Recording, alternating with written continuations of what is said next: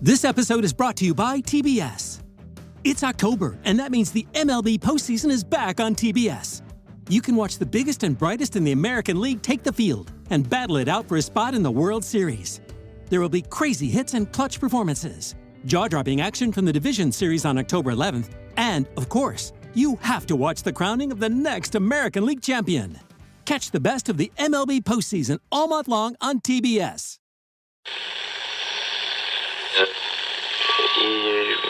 Empire.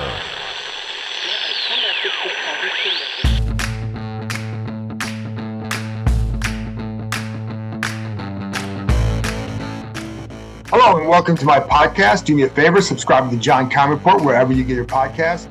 You can follow us at Empire Media on YouTube, AMPIRE. When you get there, hit that like button, hit that subscribe button. You know the deal, and you know that it's always much appreciated. Today, I'm joined by ESPN investigative reporter Seth Wickersham. He was one of the three reporters who reported that a well-reported article on Dan Snyder a couple of days ago on ESPN.com. It's still out there if you haven't read it yet. And it set out to answer a couple questions. First of all, how is Dan Snyder still in charge given all the stuff we've heard? And then what could happen to maybe get him out of charge? It's like, what are owners, how are they viewing it as if they wanted to remove him? How could that happen? What are these steps that could happen to get him to get to that point? Is that a realistic possibility? If so, why? If not, why not? So that's what the story set out to answer. There are two of the main questions set out to answer. And Seth, of course, was deeply involved, has terrific ties to owners, one of the best sourced guys in the NFL in that area.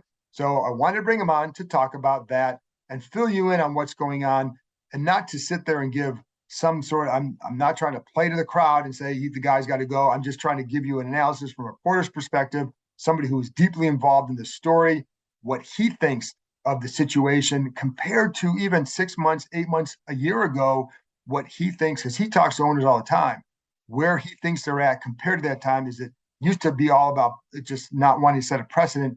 Are they still there? If not, why not? And where could this go? So I'll be there with Seth in a minute. But first, I want to give you a couple updates on injuries.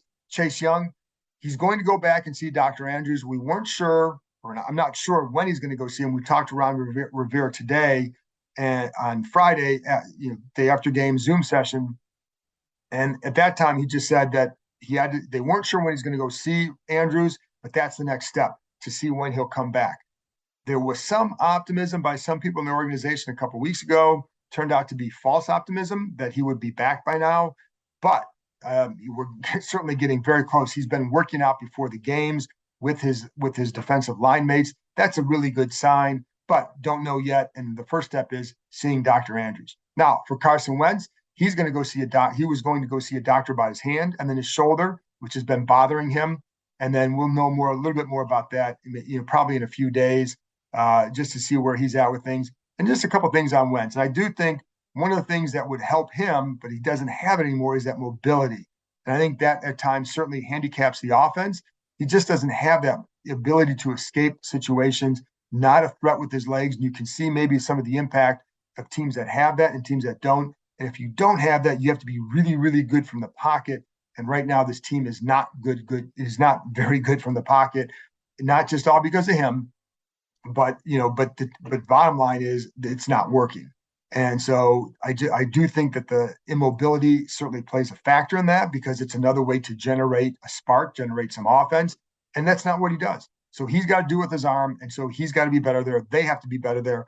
And one of the things I really like to see is there are times where I think, and this becomes a coaching thing, and where they need to provide more answers on certain plays. For example, there was a third down. I think it was the first third down in the game, maybe a 3rd and 7 or so. The Bears came with, I think, a 7 or 8 man pressure, and they basically have 3 defensive backs about 10 to 12 yards downfield. It's 3rd and 7. This should be, if you get the ball out, it should be a completion. The problem is it's an all-out blitz, and none of the receivers are turned around when Wentz is getting sacked. That just doesn't seem right? It doesn't seem right at all. So why isn't there in that situation a built-in, whether an audible or a hot or something, where the receivers can break off, get to the open middle of the field where it's wide open, and take advantage of that. So my task, what I want to find out before I go and rip any or criticize people, is to find out what's going on there. Is this a part of the offense? If not, and I don't think it is, but if not, why not? And in a situation like I just described, and you see green grass in the middle of the field, why aren't you running there? So, and not to say I think you got to provide more answers. That's what I'd say. They keep waiting for the protection to get better, but it's not.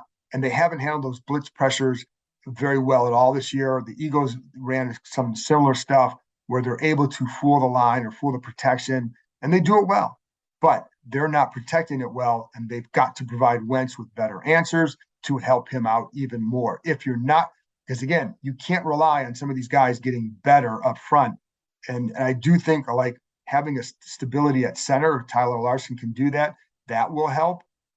But it's still, you've got to provide the quarterback with some answers. And so my job over the next several days or week is to find out what is it that they're trying to do, what is it that they can do.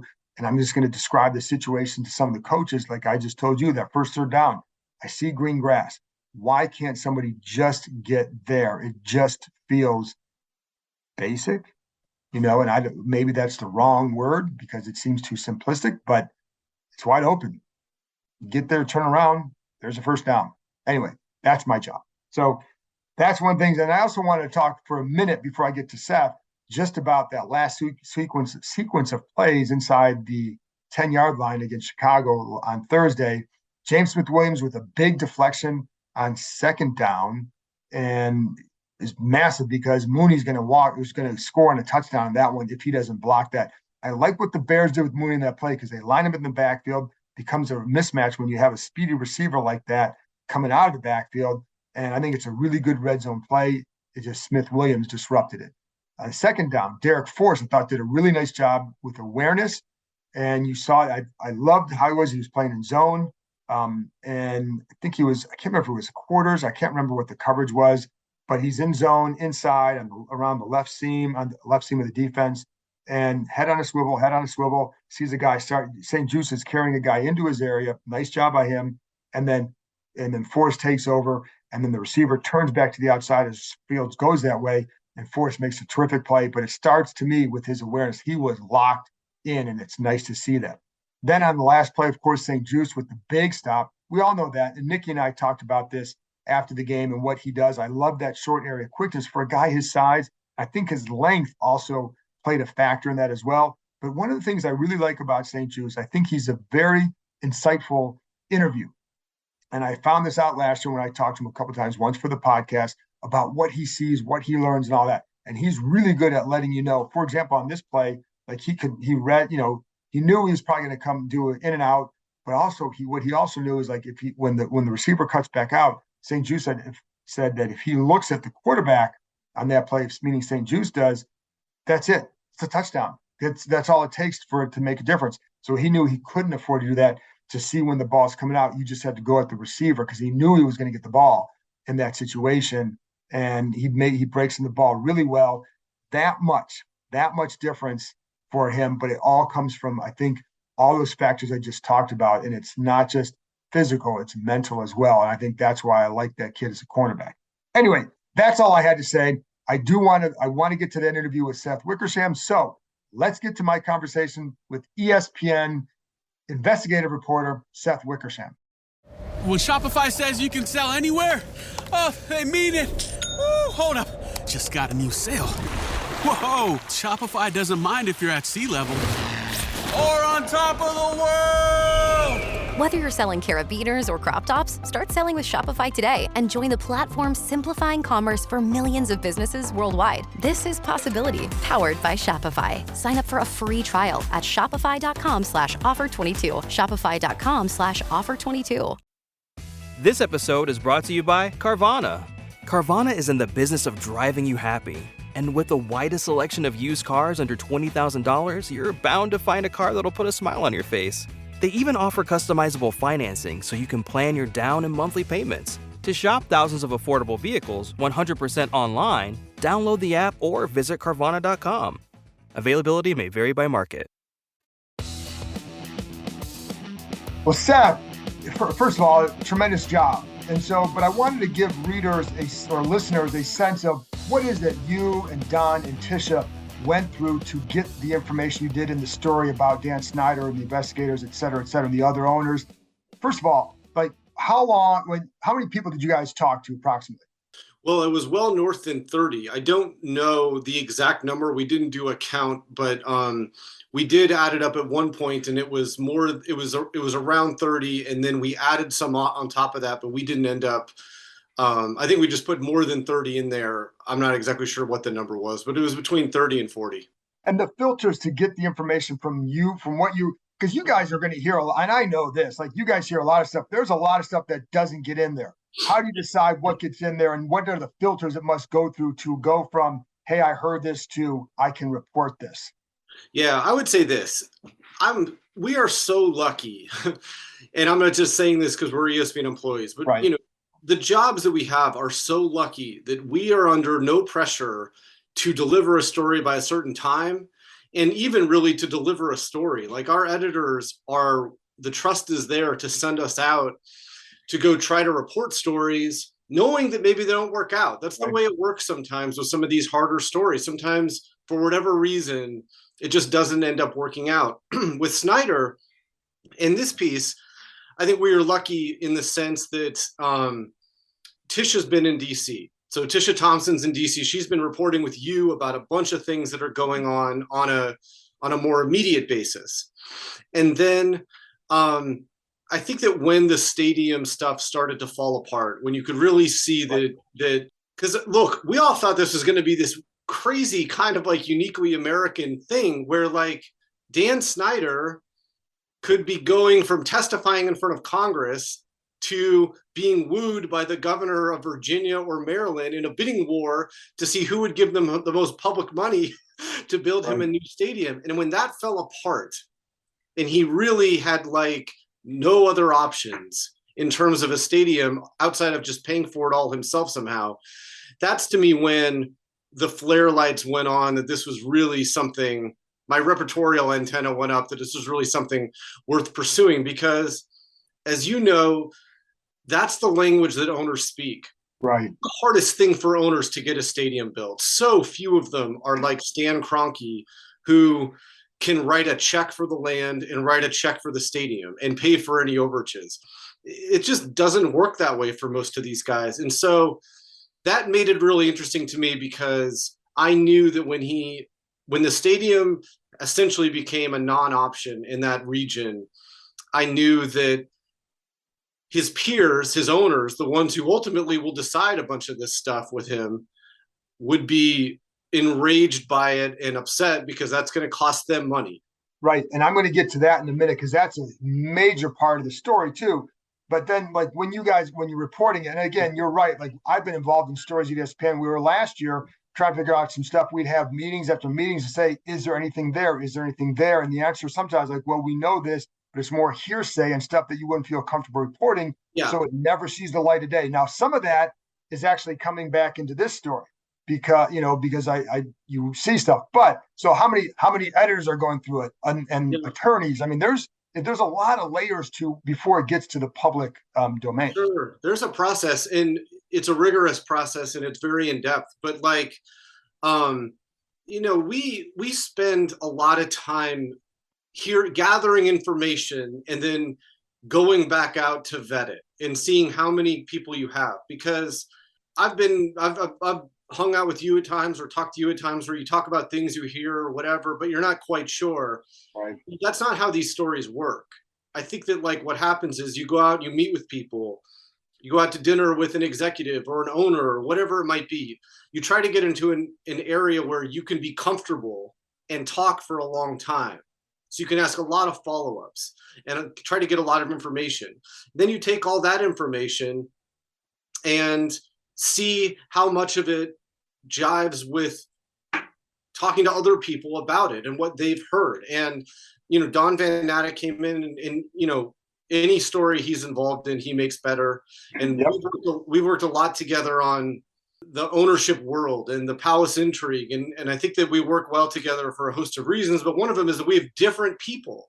Right. And so that just helps so much in trying to like put a story like this together. And that, and then, eventually we kind of come to the point where you're trying to put together a story, and then it goes through drafts of that story. You have normal editorial feedback, you have fact checking, you have obviously like it's vetted many times, and then of course you have the moments when the team sort of wants to provide its perspective on whatever pieces of reporting that you bring to them, and that's where you work in their stuff into the story and make sure that the word choices are precise and that it feels fair. And so that's kind of how it all kind of comes together.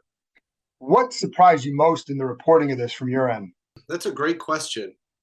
How aware everybody was that Snyder had told people that he had collected so much dirt, bragged about the dirt, and seemed defiant at a moment where he seemed weakened, and how unsurprised all the people were, from owners to league, whatever, that even Snyder had bragged about deploying private investigators. Just how, like, literally, I talked to one owner and I asked if he had heard about that, and he said yes. And I asked what his reaction was when he heard about it, and he goes, "I wasn't surprised." And again, that's something that Snyder denied through the team spokesman. The law firm denied having any awareness of it. And maybe he hasn't, and that's something that we get at in the story. And maybe these are just scare tactics or a bluff. But I think that was the most interesting thing, is just, I think that if you had brought almost any other name with that kind of piece of reporting where you're saying, hey, have you heard, I'm just making this up, that, George McCaskey is following owners with private investigators, I mean, people would be completely shocked. And with Dan Snyder, it was not only like, yeah, we're all aware of that, and no, we're not shocked at all. Yeah, and so, you talk to owners, you have always had good ends with the owners. What is your outlook on what this means for Snyder from maybe 6 to 8 months ago, what they might do compared to where it is now? How much has it changed, if it has? Like, they're angry. And what we reported in our story about him losing Jerry Jones, and about how Jerry Jones has told Dan personally that he might not be able to protect him, that stuff's accurate. And I don't know who's the most powerful owner. We had a line in the story where there was an executive joking that it was Dan Snyder who's the most powerful owner, because the owners don't want to do anything, take any action on him. But Jerry is definitely one of the most influential ones, and he tends to get his way when he wants something. And I think that this story isn't the reason why they might act on Dan. I would never think that. But I do think that it's another thing that they're frustrated about that's out in the open. And I do think that this can't go on forever as it is. We reported the story that Snyder's kind of game plan is to run out the clock and bet that Congress changes hands, and that the Mary Jo Wright report, takes so long to put together that nobody ends up really caring, or whatever it might be. He's moved on. He might be right. I don't know. But I think that you'll be able to get 24 owners who will say that right now, things as they're going, it's not sustainable and it's not something that we want. And I don't know what the action will be, but I do think that it'll come to some sort of resolution and an action. So the owners are meeting this coming week or next week. Yeah. So what do you think? Does it come up there? What do you think what do you think happens there? Do you That's know? a weird, you would think so, but even in the privileged sessions, so that's all the executives are kicked out for those sessions. That is just owners. Or if they delegate an executives, it can be the executive, whatever. I think that like Seattle used to do that all the time. Paul Allen would never show up for meetings, so he would send his executive in his place. But they don't bring up Dan. And one of the owners told us, like, Roger doesn't look like he wants to touch this thing. They don't bring up Snyder in those sessions. And I reported on it a year ago, where Tanya Snyder apologized to the owners in the privilege session. She read it off of her phone, which was annoying to people who felt like it was a little insincere. But in that privilege session, her apology came up. The Gruden emails and Mark Davis came up. And then Jeff Pash came up, or Jeff Pash, the league's general counsel, got in front of the owners and he said, Stan Cronke is not inclined to pay the settlement with the city of St. Louis for $790 million, and we're going to have to figure out a way to divide that. And he, maybe he'll sue, who knows. And that was by far Right. the thing that they focused on the most, not Snyder. And so even in subsequent meetings, he just has not come up in those sessions. And we asked why. A lot of people say, well, it's because Tanya is always there. So how can you have this frank conversation about the team if she's always there? Other people say, hey, she wasn't at the meetings in Atlanta in May, and it felt weird to have the discussion without her there and unable to defend the team.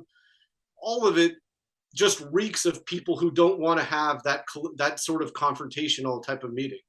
So again, over the last, when all this stuff first broke from the Washington Post stories a couple of years ago, when it first broke, kept hearing bad precedent, wouldn't want to vote him out because of that. And even up until, again, 6 to 8 months ago, that was the thought. Do you think that it's hard to say a number, but do you think a lot have moved on from that precedent and just are ready for it to be done? Yes, I do. But I don't know how. And I think that it's the and what that's right. That's the thing.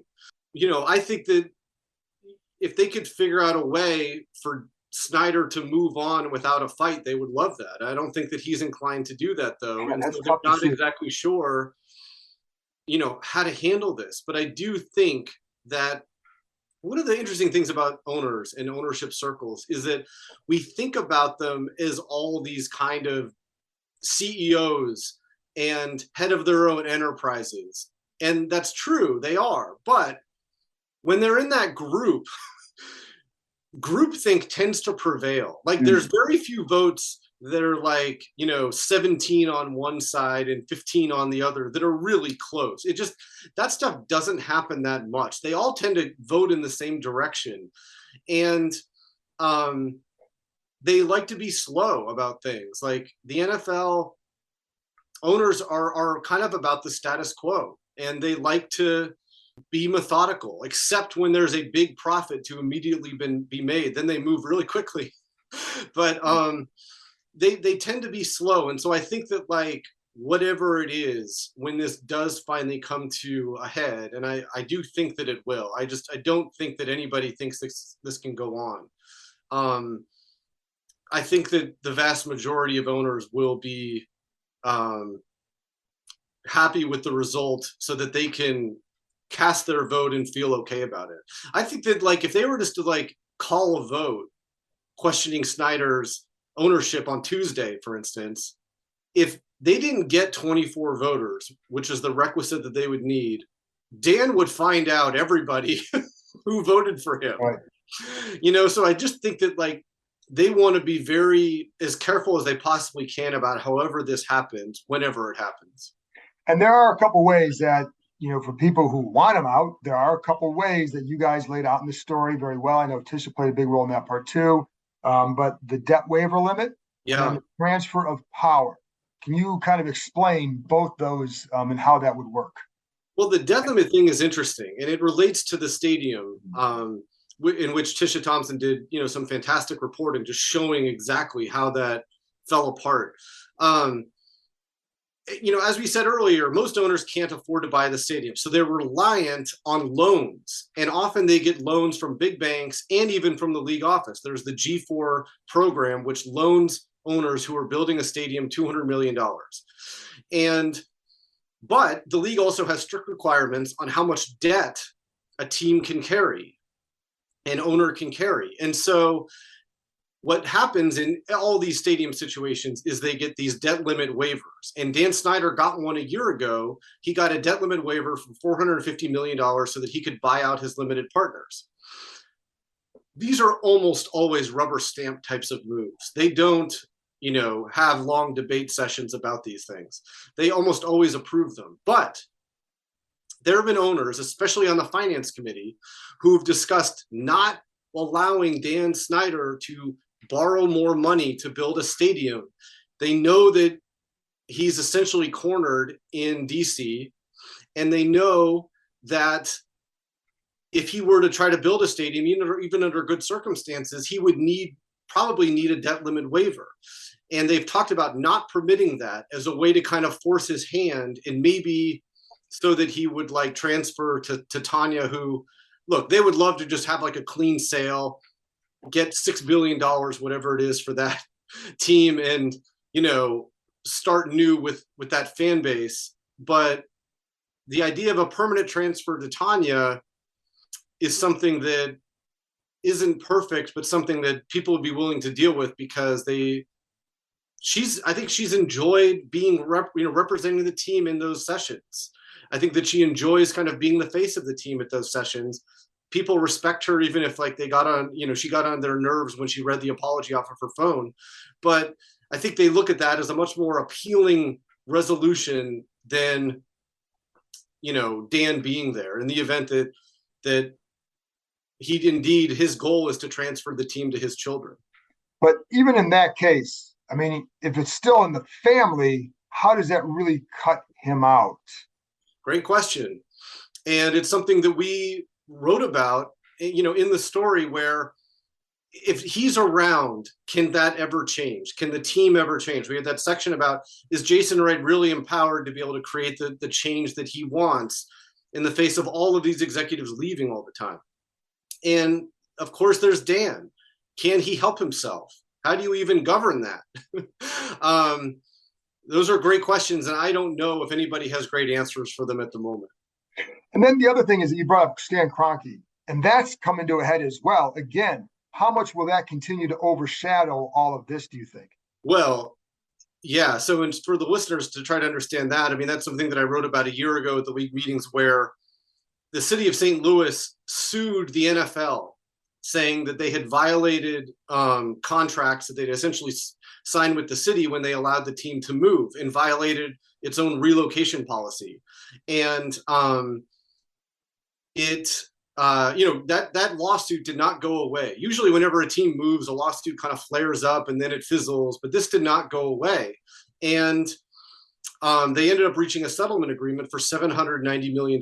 And I think every owner thought that Stan Cronke was going to pay that, because the morning in January of 2016 in Houston, I think it was the Intercontinental Hotel, but I might be mistaken. But that morning, when they were going to vote on LA, every owner involved had to sign an indemnification agreement agreeing to absolve their fellow owners of any litigation that would come up from this. And Cronke signed it. Apparently, it was a very poorly worded one. And so Cronke believes that he did nothing wrong and he shouldn't have to pay this entire amount. And everybody else messed it up, and he's not going to be on the hook for it. There hasn't been an easy resolution to that. Owners do not like writing big checks for things, especially when they're used to receiving those big checks. And we will see what happens. I mean, they're supposed to vote on a resolution for it this week, and I don't know how it's going to go, but we'll see. How could that influence? Because you said like they may have to write a big check. Then you look over here and you say, hey, we could be getting more checks if you did a better job over here. Could that have some sort of trickle-down impact on the Snyder situation? I don't think so, because the Snyder situation is just so different. Whereas like when these owners voted to allow the Chargers, the Raiders, the Rams to leave, they get what's called a relocation fee. I think that it was $550 million that the owner who moves has to pay the fellow owner. So divide that by 31, whatever it is, they net out. So that's a good amount of money that they got just for a vote. It's a pretty good return, right? Whereas like the money that they would get from a new stadium in DC, I think would help the overall pie. But I don't think it's quite as simple as, hey, we got this check because these teams moved, and now because of this lawsuit and this settlement, we have to write a check out. I don't think it's quite apples to apples. Why is Rodgers so afraid of Dan, do you think? It seems like that. He just does not seem eager to confront this. And I think that he inherently is more comfortable handling integrity of the game type of issues as he has over the years. With the Patriots, the Robert Kraft, one of his closest confidants and key allies, he's fined them first round picks 3 times during their dynasty run, 3 times for rules violations.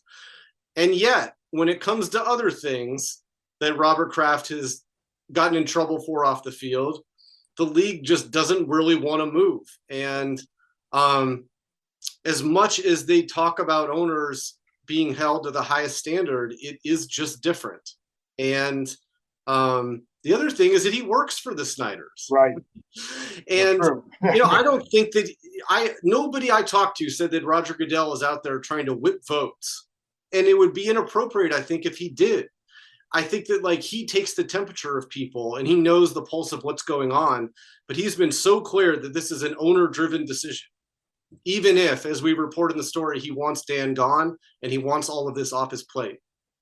Did you talk to any owners who really have a firm support for Dan? No. There you go. If you had to, this is hard to do. And I have talked to people who see varying degrees of what should be consequences for all of these various scandals. I've talked to people who, for instance, you bring up this, we talk about this ticket thing that came up with the former employee in Congress, and is he taking money that should be going to his owners? I haven't seen anyone in the ownership circles who's that upset about that, and actually is convinced that he might be doing it.